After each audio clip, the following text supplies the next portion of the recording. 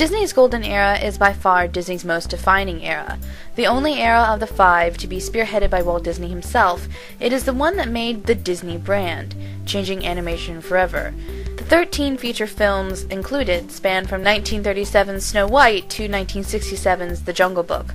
All but one of these films was released during Disney's lifetime, with the exception of The Jungle Book, in which he had a large presence in production before his death in 1966. While not all the films were commercial successes, they are all now considered beloved classics and masterpieces in animation. Without further ado, let's talk about the 13 films from which I feel are the least great to the most great. Number 13, The Sword and the Stone. I thought it was best to get this one out of the way first.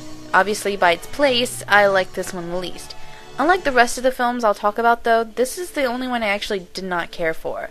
I have three main problems with this movie. 1. The character Arthur. His characterization isn't bad, but for some reason, Disney hired 3 different voice actors to portray him, and it's painfully obvious. One scene he'll sound like a 12-year-old, the next he'll sound like a 16-year-old trying his best to sound 12. I found this really distracting. 2. The pacing is really off. Madame Mim would have been a much more effective villain if she had not been introduced only 3/4 of the way into the film.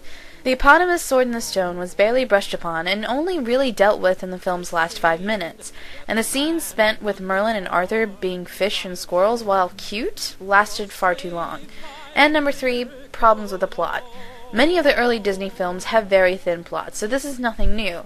However, they make up with the lack of central conflict by having really strong, memorable characters and beautiful animation. The Sword in the Stone has a paper-thin plot. We really do not know what the central conflict to be solved is, and the characters are not that strong. Only Merlin I found enjoyable. Even the animation isn't as impressive as previous films.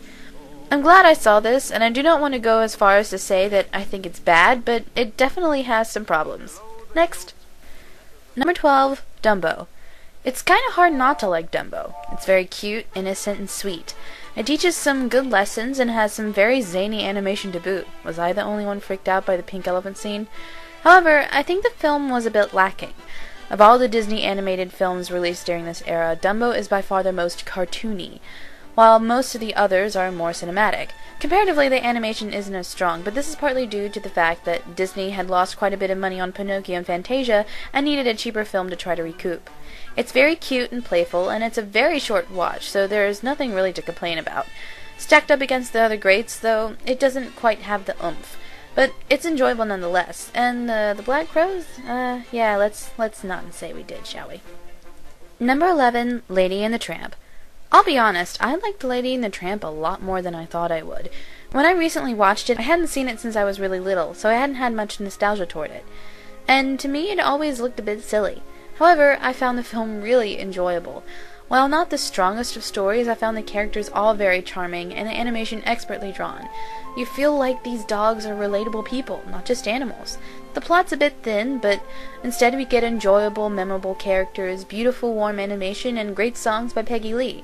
I do have mixed feelings about the Siamese Cat song, but that's a different discussion for a different video. Next. Number 10, 101 Dalmatians. 101 Dalmatians is an interesting movie.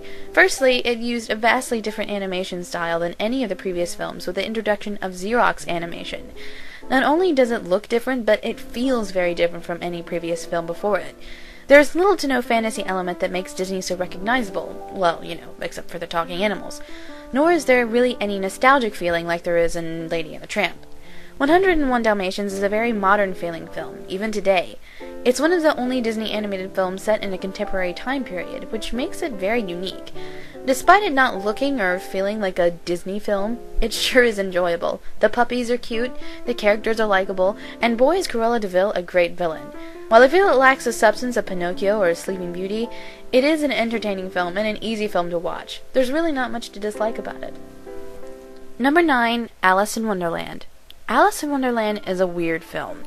When I said that most of Disney's earlier animated films had thin plots, this one takes the cake. There's absolutely no plot to this film whatsoever. It is quite literally a string of events tied together by the central character. The events barely had any effect on each other, and in the end it did not really feel like any of them mattered all that much. But you know what? That's okay.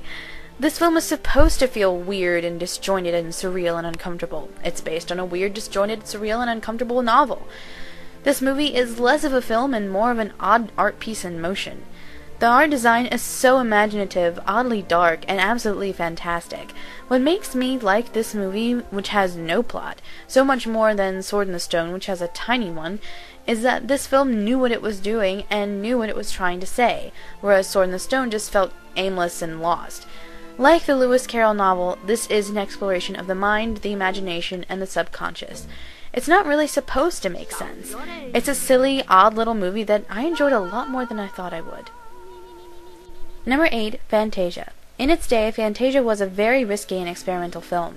While it didn't pay off at the box office, the film remains very important in the Disney filmography.